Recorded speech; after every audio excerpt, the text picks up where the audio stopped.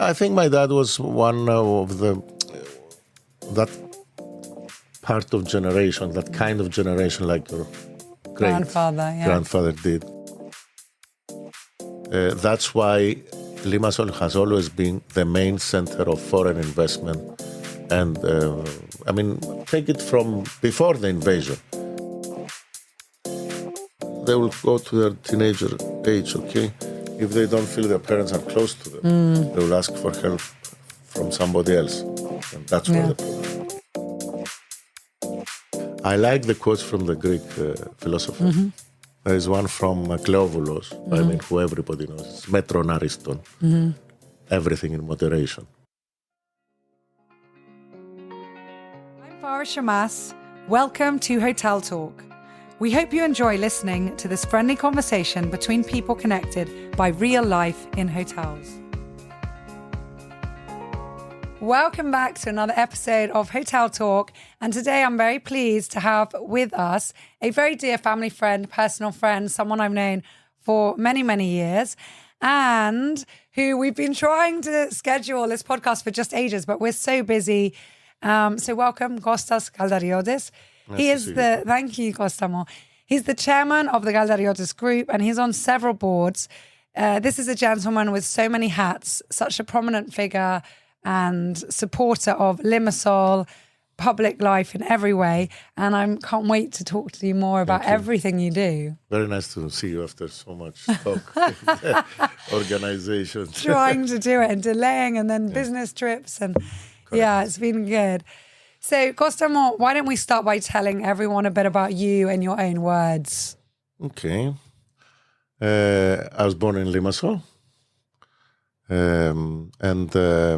I graduated high school, of course, and then after my military service, I studied in England in the London School of Economics and Political Science. And since I finished and completed my studies, I am back in Cyprus, working in the family business. I'm married with 2 children. That's it. That's it. Well, there's a lot more, I think, in between.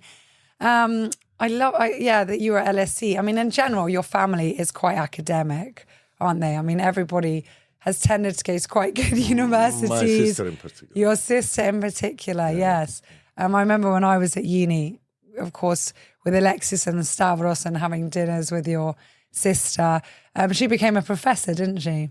Yeah, in many fields. Yeah, it's amazing. So did you know what you wanted to do from a young age? Because also studying political science is quite unusual for people in Cyprus. I mean, in general, we tend to go for quite vocational subjects. Everybody wants to be a lawyer, a doctor, or do business. And, and I think there's less emphasis on the importance of a purely academic subject. And also the fact that you can do, your sister was always a role model for me in a way, and your brother, George, because they love classics, and I studied classics. And the mentality here was very much like, are you going to teach or get married young?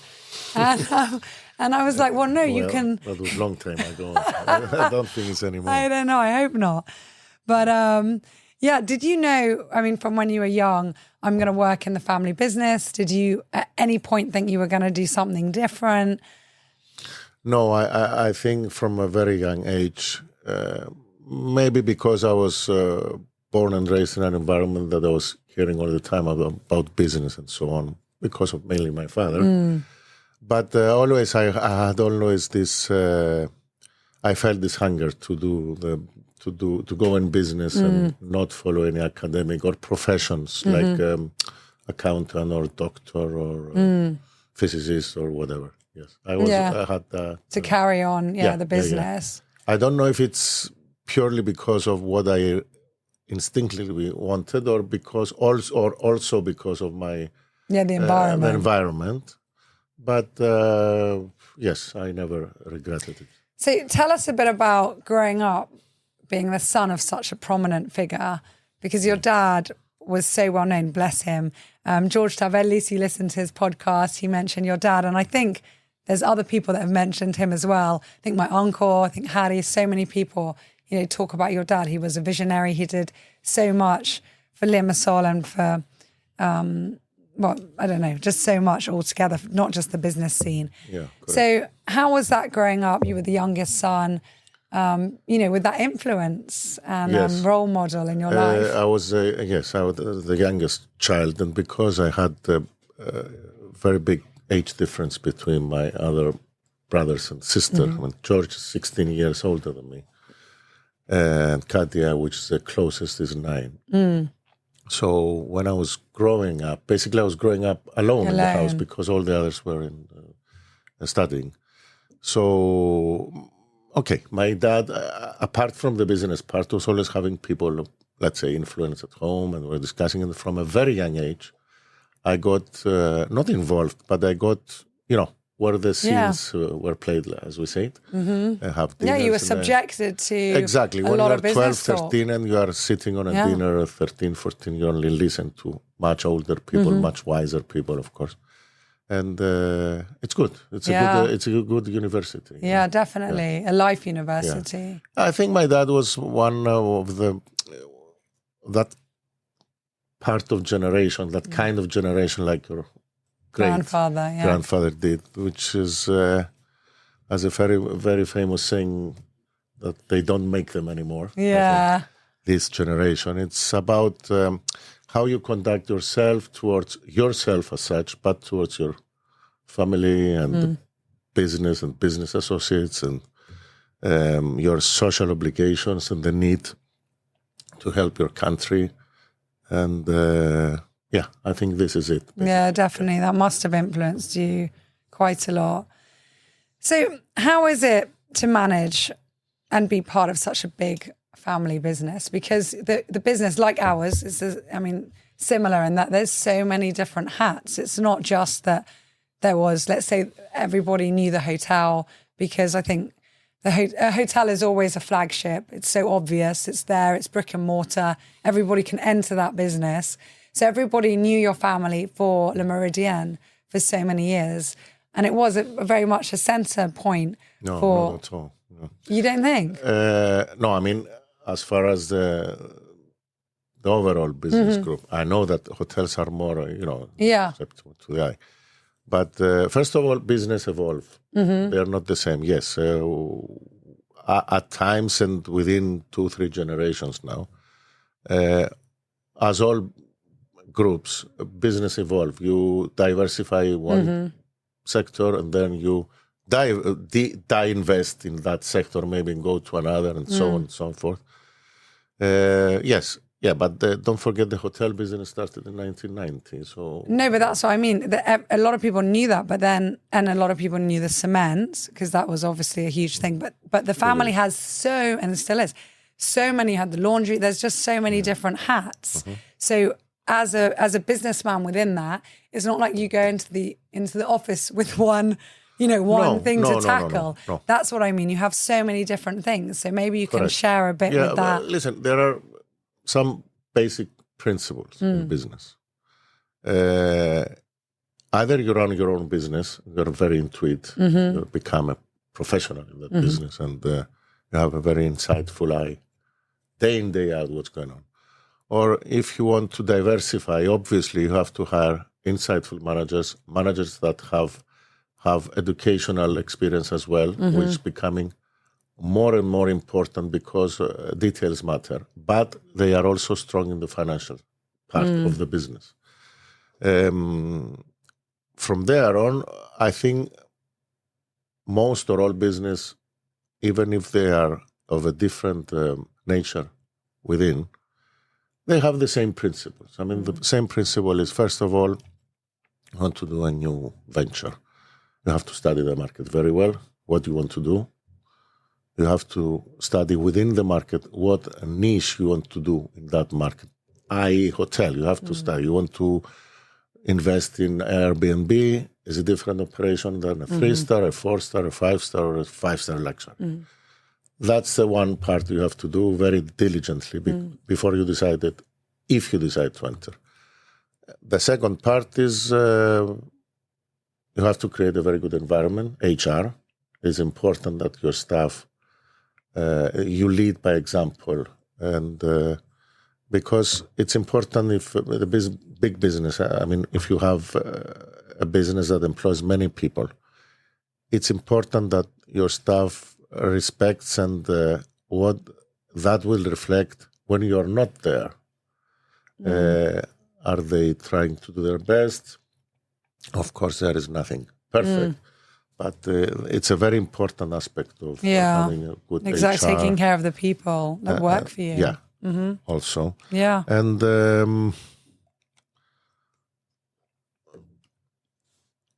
I can especially agree more. in today's time, and especially after the last 10 years, we've seen the banks having a much more, let's say, I'll call it savage approach to things.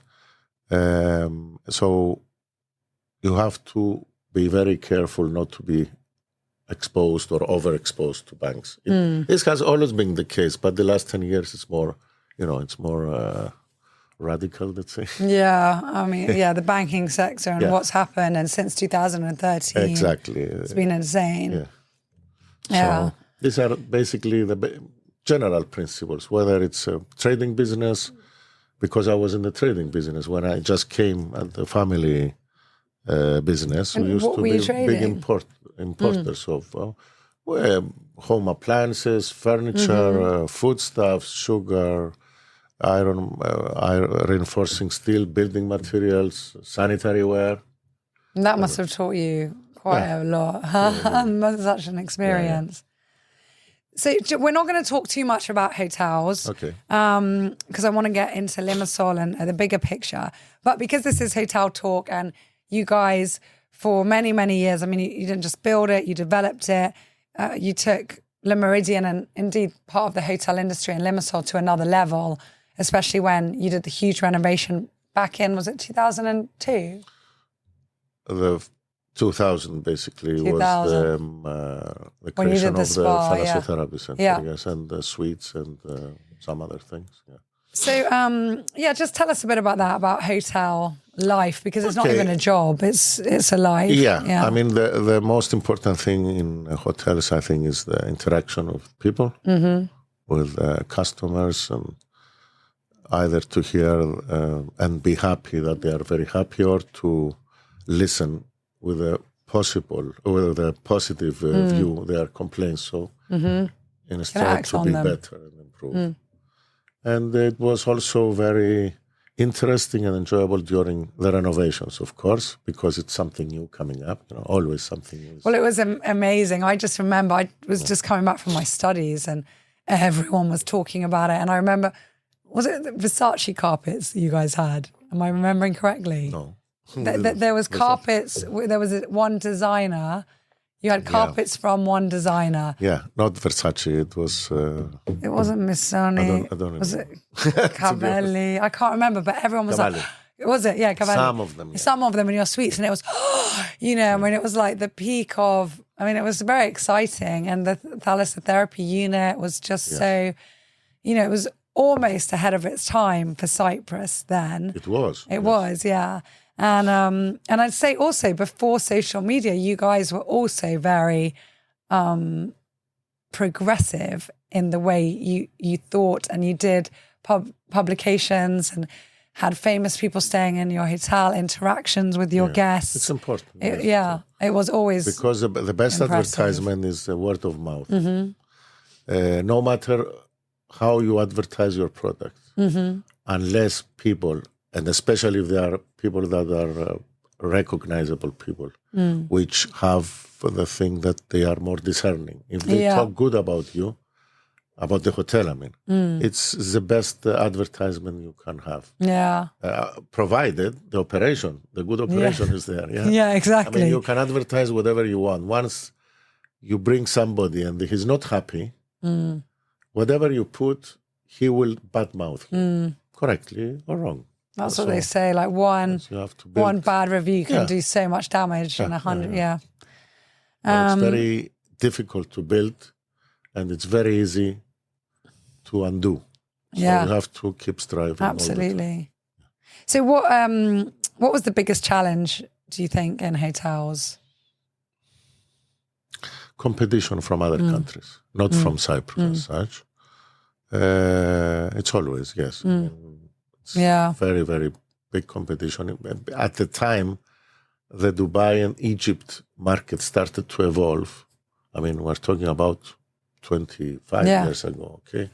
So suddenly, I remember 25 years ago, we had a lot of, I'm talking about the touristic side of the hotel, not the business side. Cyprus was advertising and a lot of hotels were full in the winter because we were marketing as an island, a very mild winter. Suddenly Egypt and Dubai comes in and that's totally scrapped over a second. But why? Because they have summer. Yeah. So one has to diversify into the business sector. And that's why in Limassol, practically all hotels are open in the winter because we have this side of the sector, the business sector, the conference sector, and so on and so forth. And I think now, I hope and I believe that with the new casino, it's going to be much better.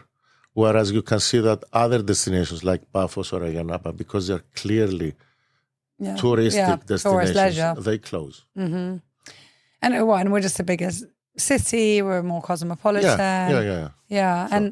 But I think for me personally, it really hit home during lockdown how lucky we are here in Cyprus, but especially in Limassol.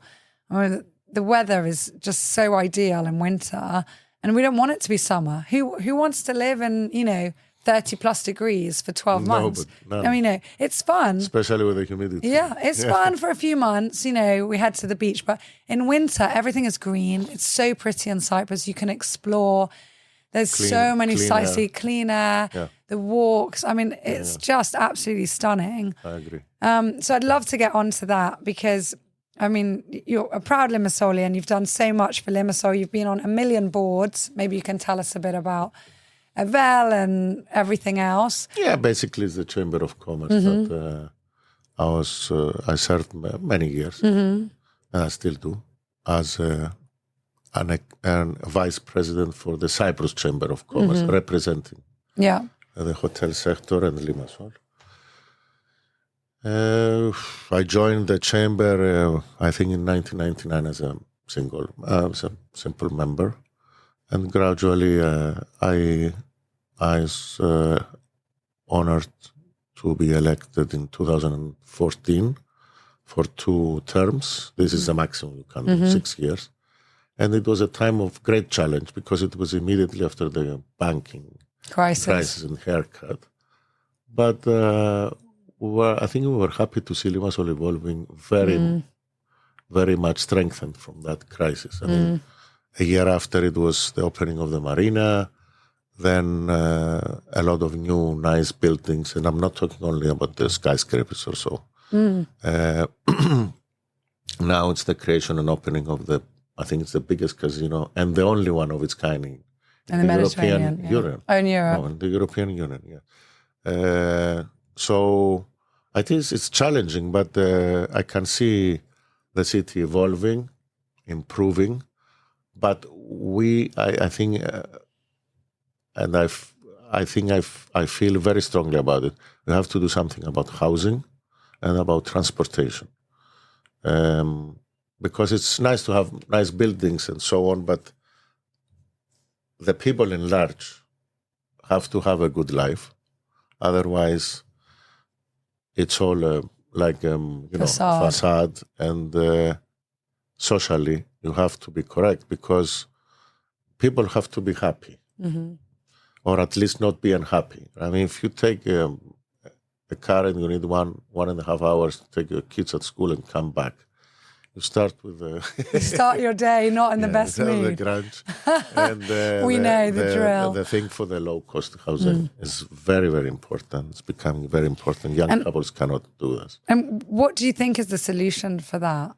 The solution is the government, in my opinion, to grant, not only to Limassol, because it's a general problem, but it's more vivid in Limassol and Nicosia maybe, because of the influx of many people from foreign countries creating headquarters in Limassol, which means big company comes here, hires 200 people or gets 200 people from abroad, these people need housing, these people need offices and blah, blah, blah. Once they're taken, there's nothing left Yeah, for the local affordable community. for the local community. I think the government should grant incentives for the first home, πρώτη κατοικία, όπως λέμε, which is easily traceable because these are the couples or people who will pay only the 5% VAT. So it's easily recognizable to whom the government has to. Aren't they target. abolishing the 5%? No, for the first, until I think it's until 120 square meters. Now, for those people, the government should grant, in my opinion, and I had suggested that to the government. I don't know. I mean, we suggested through the chamber. The government has a unique nuclear weapon, which is the building coefficient. It can grant building coefficient without taking any cash flow from the treasury. So let's say that each new home, you can grant him, let's say, 50 square meters free building coefficient. He will not build on top of it because this is how much you can build, because but he can sell it to a developer, get, let's say, 20, 30,000. This is the cost of the inflation of the cost of buildings. That's one solution or one suggestion. But the government has to be more innovative in creating incentives and not tax people, so that without affecting the treasury of the government, because that is very important also to be financially disciplined as a government. Well, that's one of the things. The other thing, I think we have to look at it very seriously. And 10 years ago, it should have been a joke to suggest a thing like that. I think we have to study very carefully to create like a train service between Limassol and Nicosia, because the traffic between these two cities in the morning and at night is huge. And also, we have to do something for the inner city. Small, flexible electric buses, but modern electric buses. It's one thing offering a cheaper experience, but you have to make it an experience as well. So if the experience is good, if you go in a bus that is clean, that the driver is polite, that there is a TV showing something, or air condition. Yeah, everything. So I don't think we should create the public transport that only people with the financial needs should go. It would be accessible to everybody. I'm not saying... like in any city in Europe. Yeah. I mean people don't if you just... go in Singapore or in Dubai, they even have high rails and they put the electric bus on top of it, so there is no... You don't have to increase the width of the road. And we're still discussing here about diesel engine buses. We have to take away all this mentality and have to look forward and try to be better than others, not just copy. Because if you try to copy others, you end up, at best, having a good copy. This is what the Limassol has to do. I think it's becoming very, very... very strong issue, the housing and the traffic. Also, if the government gives some incentives to people to go back to the country, or farmers or wine producers, to do something for them to maybe to diversify some of their educational, tepak or whatever, to have some schools in the mountains is important. Because let's say I'm from Plateres or from Saitas. It's different when I know that there's a school of tepak there, 400 students, 9 months a year in the winter. It means it's more busy, it will create more business. It's not enough to have it only for holiday homes from 1% of the population. So there are things we can do. That's a great idea. I'd never thought of something we've tried, when I was in the chamber, we've tried to convince the PAC to take in Plateres, the Cook's School. there.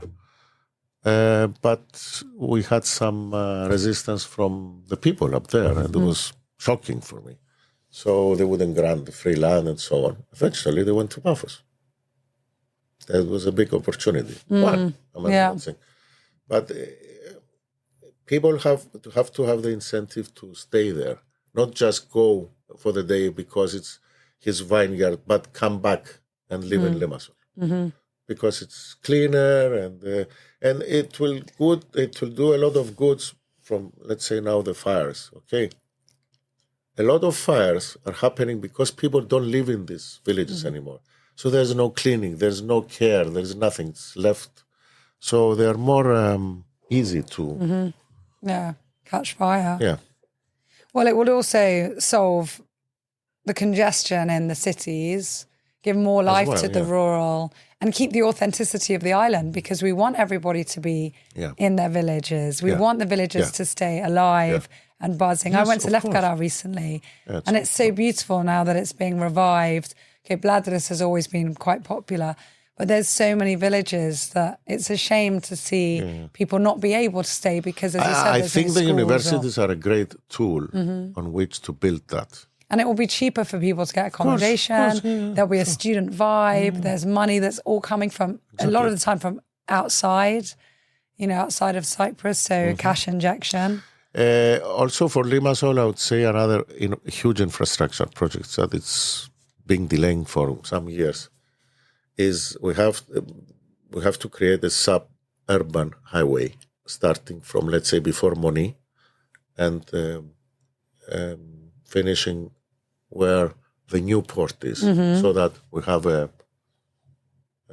hyperban paragamtirios in Greek. Okay, all these big trucks from the port going to all directions of Paphos or Nicosia for the trading stuff. They should not go to the existing highway. It's causing chaos. All people that travel, all people that are traveling from Nicosia or Larnaca to Paphos, they shouldn't go through our. Because it used to be a highway, now it's not a highway. It's a driveway within Limassol, the existing one. Yeah. So this is the roundabouts obviously make it even the slower. three basic projects we should focus on is this. I mean, transportation within the city, public transportation. Yeah, housing, urban living, and transportation via the city, but not through it. Yeah, exactly. I love that. So, and thank you for sharing. That was really interesting. So, we get a lot of listeners from abroad. The majority of our listeners are based in Cyprus, but many, I was looking at the stats yesterday, countries that it's amazing. So thank you, everybody who's listening. Why should any of these guys visit Limassol? Why not? Well, why not? I love that as well. But I mean, I can harp on until the cows come home about Limassol. I think it's amazing. I mean, the fact that it's a beach city is important, but there are other cities in Limassol that boast frontage to the sea. I think the people are extrovert here in Limassol. That's why Limassol has always been the main center of foreign investment. And I mean, take it from before the invasion. You used to have the NAAFI, the English bases. They used to be in Limassol. Then the Lebanese war. They all came to Limassol. We came here. Okay. We're testament to that. Fine. Then Yugoslavia, the same. Russia. Now it's become more or less global because of the new incentives that the government gave previous and the existing government for high-tech sector, about tax incentives and so on. And all the high-tech companies and HQ, headquartering companies, by 90% are coming to Limassol. And the only reason for not coming to Limassol or going to Nicosia is because that specific, let's say, sector has to be close to the capital. If they have a choice, they will opt for Limassol. And that's why the rent prices went so up. That's why we have to focus on the solutions. Yeah, I think Limassol's great. It's vibrant. It has many industries in which it's a hub. It's not only the tourist. Actually, the tourist sector is not so important in Limassol now. It's definitely the number of beds we have are much less than Yana or Paphos. Yeah. But I believe we boast the best hotels by far. We are the biggest headquartering center in Cyprus. We're the second or the third biggest ship management center in the European Union. We boast farming and wineries. I mean, there are a lot of things. Yeah, tech hub, Everything. Forex. Yeah, it's amazing. So, what are the most important lessons that you would like to teach your children, your two lovely children? Thank you. Well, first of all, to be earthy. Okay. Don't live in a bubble. Yeah. We're trying our best to... down to earth. Yes. The basic principles that any family wants to do, basically. Yeah, but every family is different. And so what's important to some is not even on the radar for others. But I know think in your family family... is very important. You have to... I was going to say, your family have always been very close-knit. Yeah. I mean, if kids, they will go to their teenager age, okay? If they don't feel their parents are close to them, they will ask for help from somebody else. And that's where the problem begins. Yeah. So I think it's important. Yeah, the family units. Yeah. I love that. Where do you see Limassol in 20 years? Not 5 or 10, but 20. I can't say. You don't have a crystal ball? There is no crystal ball. With this rising technology, who can say? But I would like to see a city being more vibrant, but more human to this local population.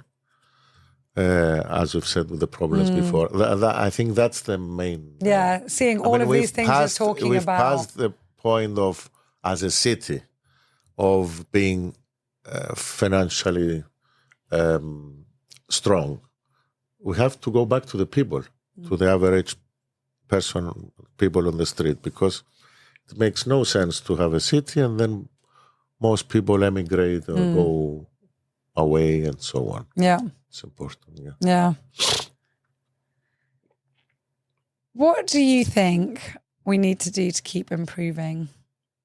I mean, I know you've said that these are the things that ideally would come to fruition, but I think it's very important to have a strong local municipal authorities. Are you excited now for the change that it will all be centralised in Limassol as opposed to the 5 different municipalities that we have? We'll see, because many things we hype them in the beginning and then they turn out to be, I mean, going for local community, let's say if we're going to have district periphery arches, is good generally because you don't have to go everything through Nicosia. But it always depends from the people who are there. You can have the best structure if the people who are running it are not good enough. So that's why I'm cautiously optimistic. But I'm optimistic. I love that phrase, cautiously optimistic. Yeah. So let's get into a bit more of travel. You've traveled a lot. You've been, business trips. I can't even count how many business trips you must have done or guess. But, and also with your family. So what has been your favorite hotel or destination in the world? Destination Sardinia, I think. Okay. Yeah. Hotel. Okay, many beautiful hotels. Had a lovely experience in Ireland in a nice hotel. It's a beautiful castle. Ireland's nice. Yeah, it's a beautiful castle, and they have completed a 1,000-year-old castle. Not in Dublin. It was in the south. It's in the west. Okay. Side, nearly. Nice. I think it used to belong to Sir Guinness. Okay. Yes. Guinness. No, Guinness. Yeah, Guinness. Yeah, I went to the factory, the Guinness factory there. So they've renovated a very nice company. It's called Red Carnation, if you know them. Okay. Family company that takes top properties and converts them into good destinations. It's a beautiful experience. Oh, that's the main thing, isn't it? An experience. So ask everybody this, a favorite quote. What's your favorite quote? One or two? I'd love to. Hit us with 2. Okay. I like the quotes from the Greek philosophers. There's one from Cleovulos. I mean, who everybody knows. It's Metron Ariston. Everything in moderation. And like my dad loves saying that. Everything in moderation. Okay. Yeah, but it's a... That's his thing, to have his chips, his French fries on the side and like everything. Everything in moderation. And the other thing I like, it's Spevde Vradeos. It's a quote from, I don't remember, I think it was Hilonas, which means, Spevde Vradeos means, whatever you want to do, study it very diligently, take your time, but once you've took the decision, do it without hesitation. Yes. These two are, there are many quotes. There's so many. Yeah. Thank you so much. That's lovely. Right, last question, which is the bonus question. The? Bonus question. So pick anyone you want. I don't know what the question is going to be. So I ask you the question? No, here, give it to me. Actually, one guest, I think it was Thalis Panaidis, he was like, I love this, give me another. And then he started asking me as well. So this is our staff have put all of these questions in. They've asked random things and they don't know who's going to get it. So you have got, where would you never want to visit in the world, even if you were paid €1 million? Is there anywhere that you wouldn't want to visit ever? There is an island outside of, I think, Philippines. Okay. That it's protected by UNESCO because whoever goes there, they kill him. Oh. So I wouldn't go there. Okay, there you go. For $1 million. You were going to say like Guantanamo or something. I don't remember what is the name. Wow, I didn't know that. Really, no, because they are indigenous people. Oh. They want to be left alone. Whoever approached it, the last one was an American journalist. He went there, so they killed him. They killed him. I think they boiled him. Oh my goodness. It's protected by UNESCO though. So UNESCO are like, let's just put this on our radar so that we protect other people. The rest of the world, why not to go? I mean, they're beautiful places. Everywhere. Everywhere you can find the positives. Sure. I love that. Costas, thank you so much for coming on. It's been really a pleasure. I could stay talking to you for another 2 hours, but I know that we've got to go to our respective jobs. So it's been a pleasure. Thank you. Thanks. Bye-bye. Thank you so much for listening to Hotel Talk, and I hope that you're enjoying every single moment of this exciting show. Don't forget to hit that subscribe button because it helps us more than you may realize. And if you can like and comment on whatever platform that you've chosen to listen to this podcast, that would be great. If you'd like to stay in touch, do follow me on social media and click on www.straphael.com.